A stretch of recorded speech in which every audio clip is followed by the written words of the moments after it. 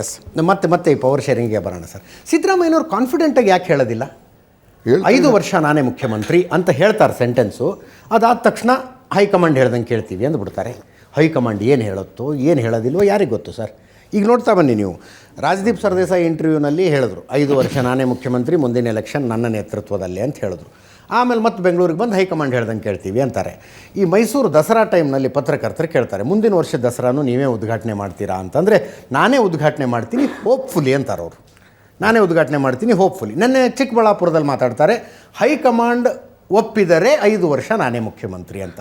ಹಾಗಿದ್ದಾಗ ಅವ್ರನ್ನ ಬೆಂಬಲಿಸುವವರಲ್ಲೂ ಒಂದು ಕನ್ಫ್ಯೂಷನ್ ಕ್ರಿಯೇಟ್ ಆಗೋದಿಲ್ವಾ? Is right also.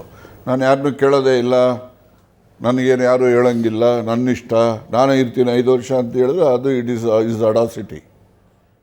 ಅವರು ಇಲ್ಲಪ್ಪ ನಾನು ಇರಬೇಕಂತ ಅಪೇಕ್ಷೆ ಇದೆ, ನಾನೇ ಇರ್ತೀನಿ ಅಂತ ವಿಶ್ವಾಸ ಇದೆ, ಆದರೂ ಕೂಡ ನಮ್ಮ ಯಜಮಾನರ ಮೇಲೆ ಇರ್ತಾರೆ ಅಂದರೆ ಹೈಕಮಾಂಡ್ ಮೇಲಿರುತ್ತೆ. ಅವ್ರು ಏನು ಹೇಳ್ತಾರೋ ಅವರಿಗೆ ನಾನು ಬದ್ಧ ಇದ್ದೀನಿ ಅಂತ ಹೇಳ್ತಕ್ಕಂಥದ್ದು ಇಟ್ ಇಸ್ ಸಬ್ಮಿಸಿವ್ನೆಸ್.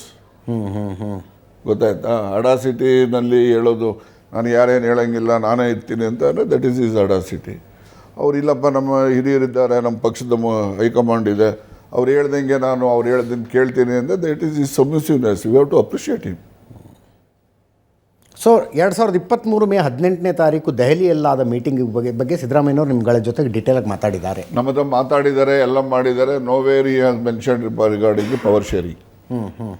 ಮತ್ತು ಯಾಕೆ ಸರ್ ಹೈಕಮಾಂಡ್ 2.5 ವರ್ಷ ಎಲ್ಲ ವಿಷಯದಲ್ಲೂ ಡಿ ಕೆ ಶಿವಕುಮಾರ್ ಪರವಾಗಿ ನಿಂತ್ಕೊಳ್ತಾ ಹೋಯಿತು? ಇಲ್ಲ ನೋಡಿ, ಯಾಕೆ ಸಿದ್ದರಾಮಯ್ಯನವ್ರಿಗೆ ಅಷ್ಟು ಬೇಜಾರು ಮಾಡ್ತಾ ಹೈಕಮಾಂಡ್? ಡಿ ಕೆ ಶಿವಕುಮಾರ್ ಇದ್ದಾರಲ್ಲ, is A very good manager.